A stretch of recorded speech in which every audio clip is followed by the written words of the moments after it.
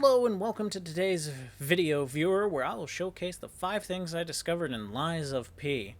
I'm hoping these tips will stay true for when the game is fully released, but we'll have to wait and see.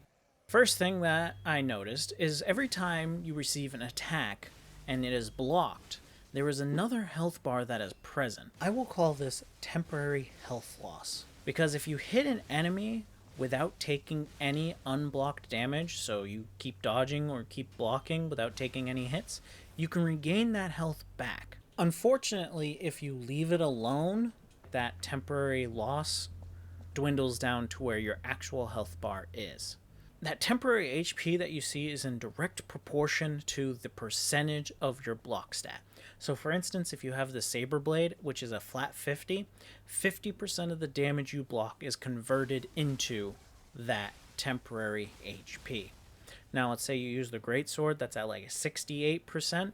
That means that 68% is negated, but then you will take the 32% as the temporary health bar. Another thing that I discovered was there is a full combat roll, but I've noticed that the small sidestep that you have while in combat, as well as running, is much more effective than it. If you lock onto the enemy, you have the small sidestep in combat dodge, if you will.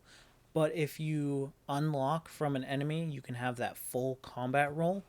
It doesn't really seem to give you more iframes or anything else, so it's better just to either A, outrun your enemy, or just use that small sidestep.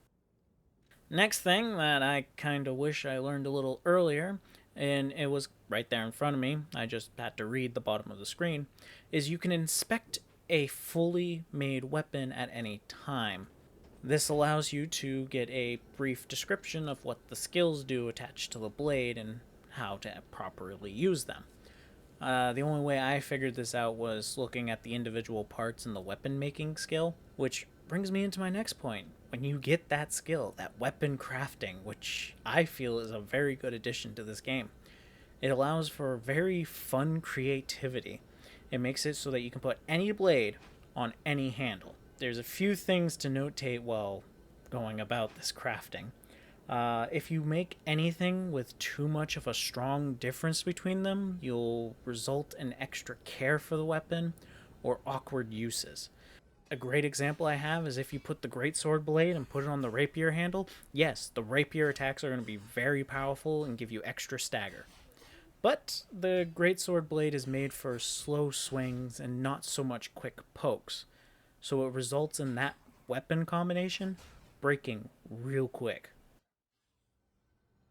The next thing to remember is when crafting weapons, the handle dictates the scaling of bonus damage, but this only happens if the damage type is present. For example, the advanced stat will add bonus damage to the electric blitz, but if the blade does not have an electric blitz damage, there will be no bonus.